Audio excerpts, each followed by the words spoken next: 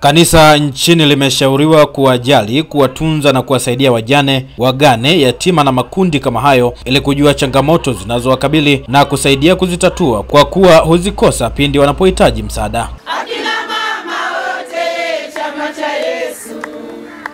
Chama cha Yesu. Chama cha Yesu. Wito huo ulitolewa Juni 18 mwaka huu 2025 na Dr. Given Gaula, askofu wa Dayosisi ya Kondoa, wakati akiongoza ibada ya misa takatifu ya kufungua kongamano la 3 la wajane kutoka dayosisi zote za Kanisa Anglikana Tanzania. Hata hapa mmekuja muone Yesu.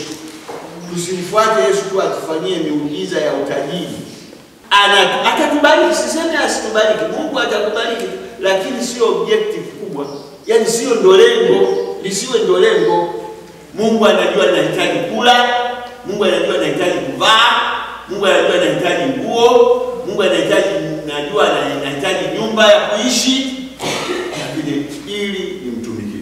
Ibada hiyo ilifanyika katika kanisa dogo Chepo ya Chuo cha Walimu Tumba jijini Dodoma na kuhudhuriwa na wanawake wajane, wawakilishi kutoka dayosisi za Kanisa Anglikana Tanzania na wageni kutoka dayosisi ya Malindi, Kanisa Anglikana Kenya, Anglican Church of Kenya. Unakuta wengine sasa wakishaondokewa hivyo basi wanajiona wadhaifu, wanataka tu misaada, kusaidiwa. Na hiyo inarudisha wajane wengi sana nyuma katika hali za kiuchumi, lakini ushauri wangu ni kuwa Mungu alituumba tukiwa kamili.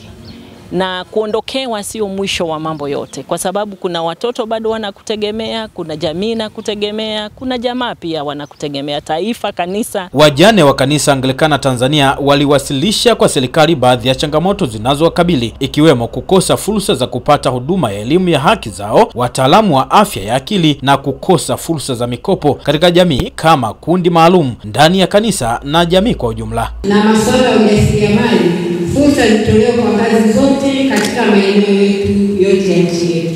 Lakini pia tunaomba uwezeshaji wa mikopo, miradi yenye riba nafuu itolewe kwa wajane kama kundi maalum bila kuchanganya na makundi mengine. Ikiwa na maana kwamba tunapochanganya na makundi mengine kule wajane wananyanyapaliwa.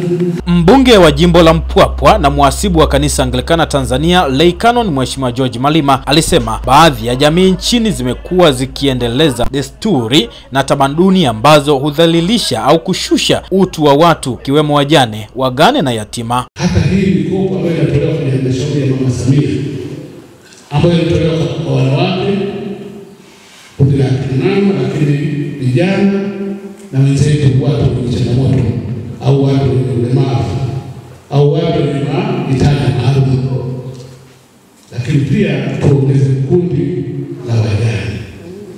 Naamini mimi duniani. Katibu wa idara ya wanawake Kanisa Anglikana Tanzania Margaret Ndonde Masawa amesema awamu ijayo kanisa litawakutanisha pamoja wajane na wagane ili kujadili pamoja. Kuna somo linalohusiana na mambo ya mjane na ukatili, alafu kuna somo linalohusiana na haki za mjane kibibilia na kisheria, lakini pia kuna mafundisho mbalimbali, neno la Mungu kutoka katika Injili ya Yohana ile sura ya 12 mstari wa 21 ambao unasema sisi tunataka kumuona Yesu. Kwa hiyo tumewaita hapa wajane waje wamuone Yesu. Tumeanza na wajane kwanza, lakini tunategemea pia kuwakaribisha na wagane. Kwa hivyo tumekuja kupata mafunzo ya kijamii, kujifunza vitu vingi. Kwa hiyo wajane wanatakiwa watiwe moyo, familia iwashike, iwainue, iwasapoti kwa hali na mali. Nikiarifu kutoka hapa kanisa dogo Chepo ya Chuo cha Walimu Tumba jijini Dodoma, jina langu naitwa Michael Woga.